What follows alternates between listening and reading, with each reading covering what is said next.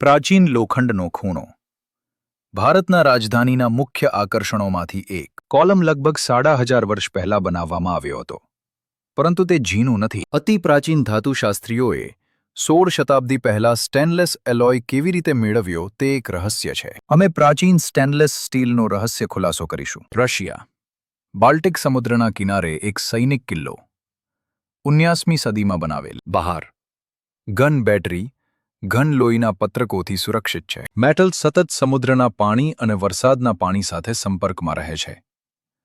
પરંતુ મેટલ ઝીણું નથી થતું. હળવા કઠોર પરિસ્થિતિઓમાં હોવા છતાં તે મેટલ માટે ખૂબ કઠોર છે. સામાન્ય રીતે ધાતુ ઉત્પાદનો પર અક્ષરો કેસ્ટિંગ દરમિયાન બહાર આવવા માટે બનાવવામાં આવે છે.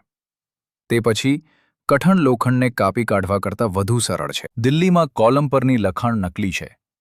તે પછીમાં બનાવવામાં આવી હતી. ભારતમાં લોખંડનો સ્તંભ અને રશિયન સૈન્ય કિલ્લો બંને એક જ લોખંડથી બનેલા છે.